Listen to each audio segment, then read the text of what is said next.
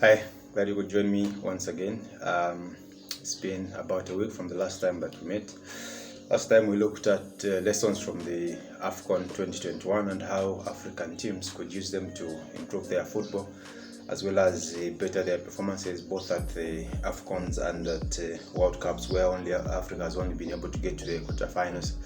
Moving on this week, I thought we could look at a subject that is more on the practical lines, that is goal scoring, the art of goal scoring, and basically how to create opportunities to score tap-ins, or how to create opportunities to score with one-touch finishes. Now, there's been a misconception really that tap-ins are easy and that goal scorers that score tap-ins are maybe not the best.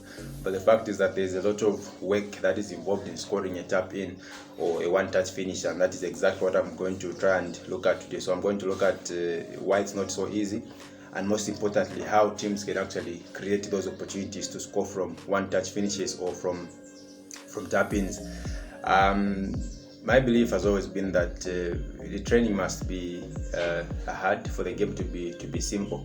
What that means is that you must train at a high intensity, train at the highest level of complexity, so that when we come to the game to execute, it becomes very easy for the players to execute because they've already been accustomed to high levels.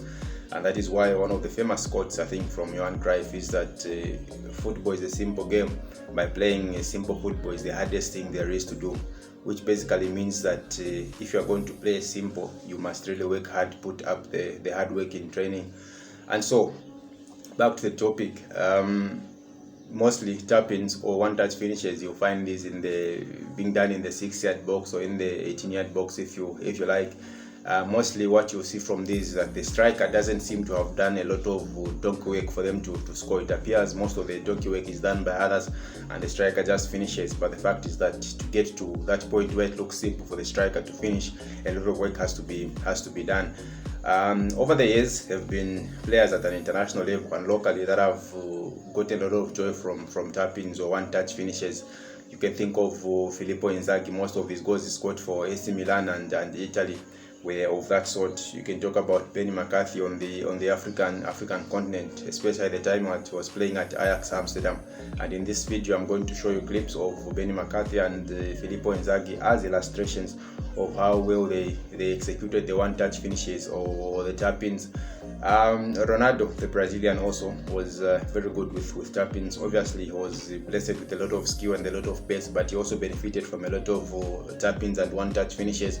We don't have to go too much deep into memory, but just look at the final against Germany at Korea 2002. And also, locally, Patson Daka has actually got a lot of goals from tap-ins and one-touch finishes, if you like, especially for the time that he was at Southbank and also already at Leicester City. Now, what are the determinants to making this easy?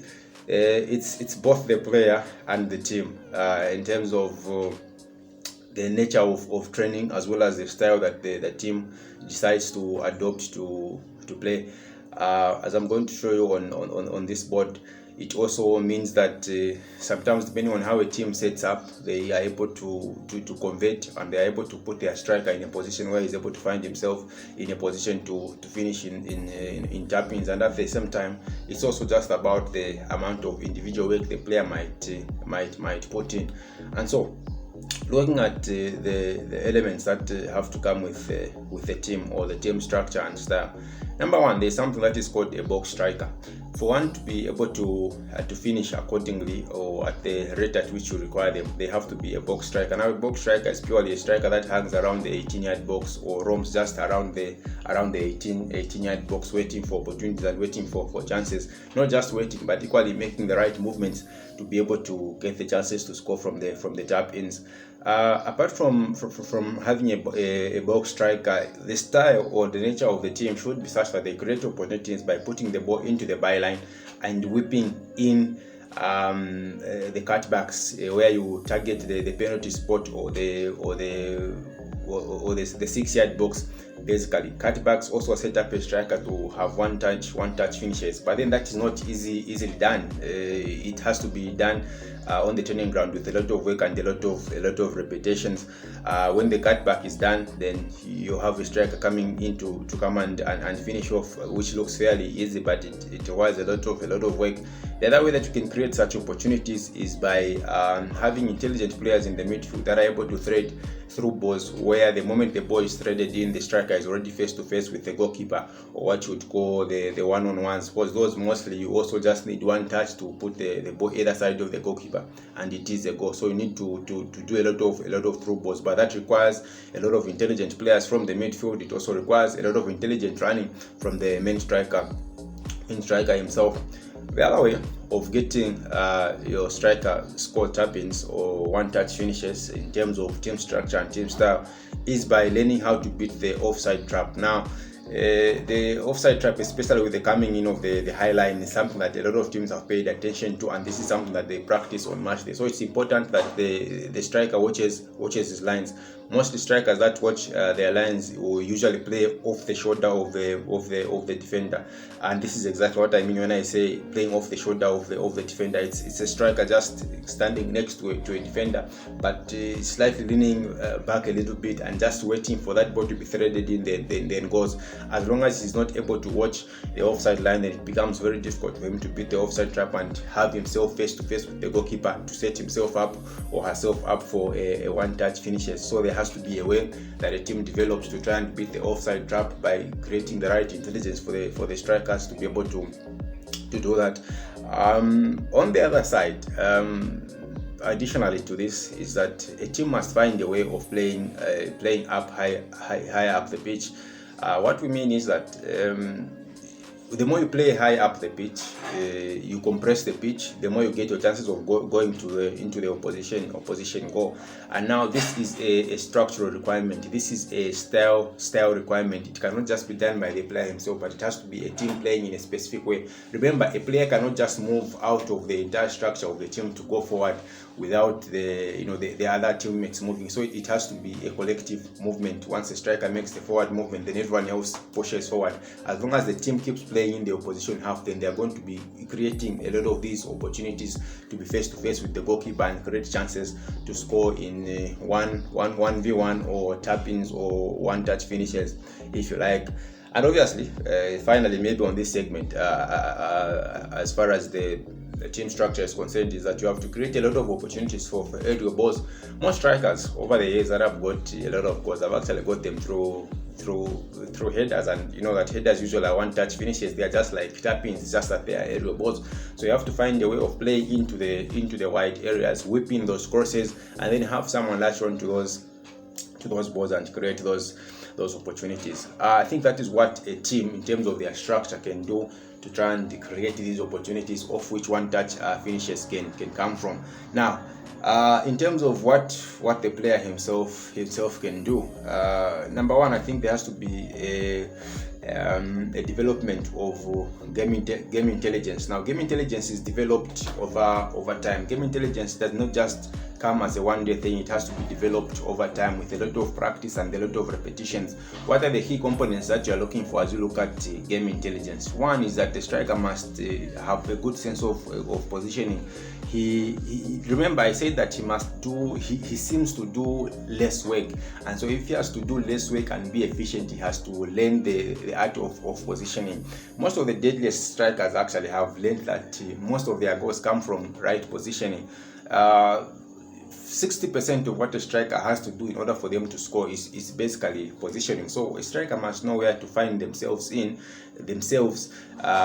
be able to latch onto these, rebounds from the goalkeeper, through balls from the teammates, whippings from the sidelines, and things of that sort. So there has to be a right sense of positioning developed by a striker.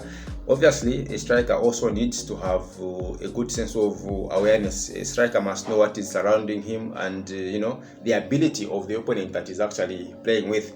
It also works as a positive, really, if a striker knows the limitations, for example, of the of the defender that he's playing against. He knows maybe that he can easily spin off this defender. He knows that he can easily confuse this defender by just making certain kind of movements, and that is the awareness that we're talking about. It's equally about the awareness of knowing where the teammates might place the ball, or what next move the teammate might pull up, and that is on the lines of awareness. Critical again to game intelligence for your striker or for your finisher is that there is need for a lot of anticipation. This is like what you call the sixth sense. It's about prediction. It's about getting an idea of what could happen next. Usually those that have got the joy from such plays are those that have over time developed what you call the sixth sense. They anticipate. A striker that anticipates is better than a striker that reacts. I think this we all understand from the onset. You'd call them chances if you like.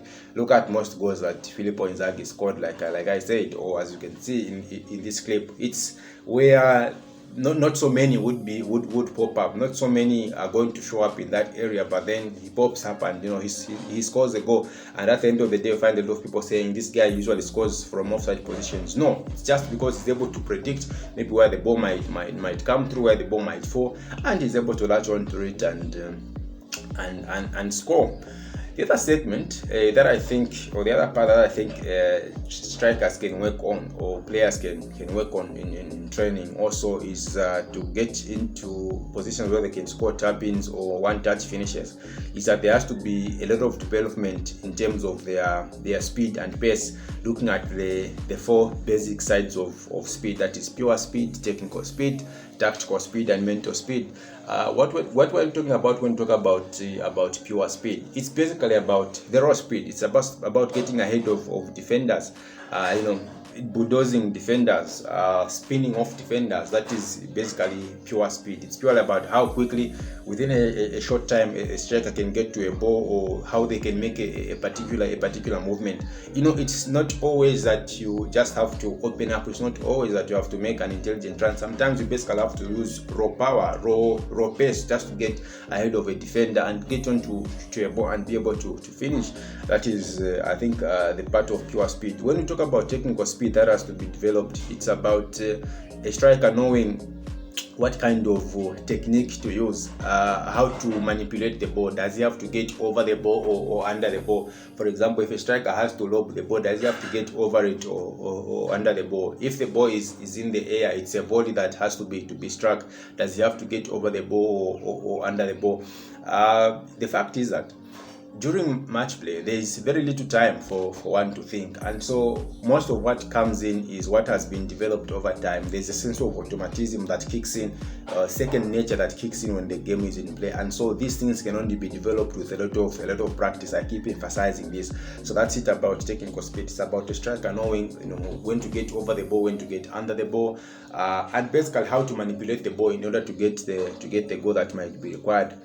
Again, when you look at speed, there's tactical speed, somewhat in line with what I talked about earlier. It's about identifying which areas to run into, which areas are areas of opportunity. Look, as long as the striker does not hang around the penalty box, as long as the striker does not hang around the 6-yard box or 18-yard box, chances of them getting on to finish one-touch finishes or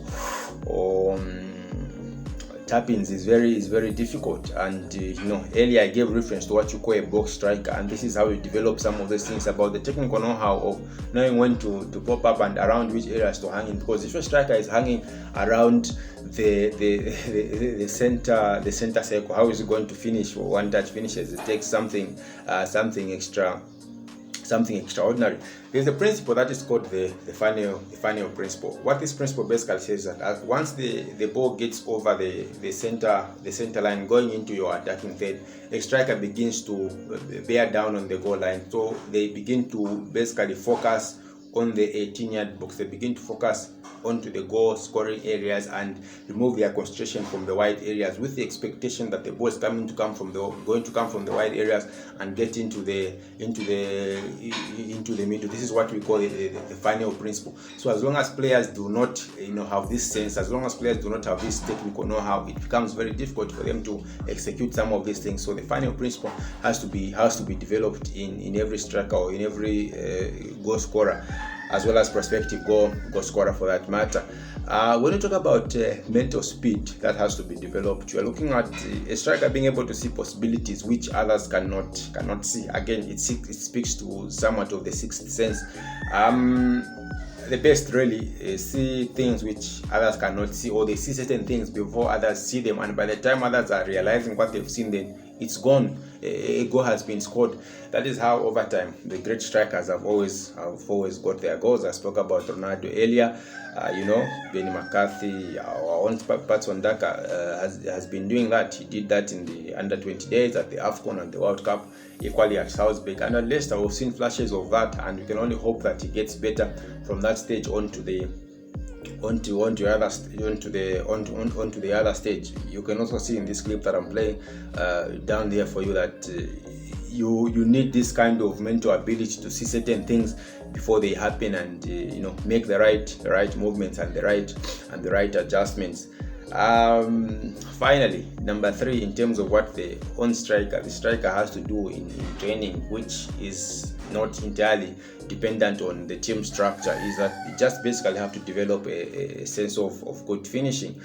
Repeated practice. I've kept on saying that repetition is the mother, the grandfather, the mother, and the father of teaching, so that a sense of automatism sets in. Remember what I said earlier on, during match play, it's difficult for players to have the time to think, because the pace of the match is usually very high and you don't have chance to think about certain things, and so the finishing has to be right. How can the finishing be right? Through a lot of practice. We can give a lot of examples locally of players that initially, when they started out, were poor, but as the days went on, they developed. If you remember, in the early days of Chris Katongo with the national team, you remember he squandered a lot of chances, but over time we saw that develop.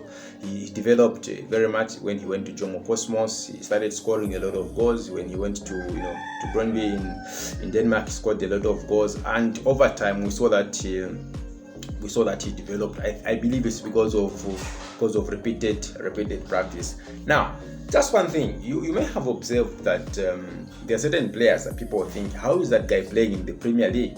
That is in England, for example. And in Zambia, we have players that you think are actually better than that guy, but how is he playing there? Sometimes it's because of these basic things, like I was saying. It's about knowing your positioning, having a good sense of awareness, having a good sense of judgment. Because when you're playing at the high level, unfortunately, you don't get a lot of luxury of coaches basically telling you what to do every time. Certain things they expect that you already know them, and so they are basically trying to polish up on what you already know. And so if you do not get some of those basics right, it becomes difficult for you to break into certain leagues. You could be scoring a lot of goals locally, but as long as other parts of your game are underdeveloped or are not developed fully, it becomes very difficult to break through and have the biggest of opportunities at the highest level. As always, I hope you find this sharing useful. Let me get your feedback. Let me know what you think, and give us an idea of what you think we can talk about going forward. And so that's it for this presentation. I think the art of goal scoring, why tap-ins are not so simple. I think we have demonstrated, because we have shown exactly how you have to get into positions to do that. And surely it's not something that is very easy, but with a lot of practice, it becomes very, very easy. And remember, football is a simple game to play, but to play simple football is a very hard thing. Until next time, bye bye.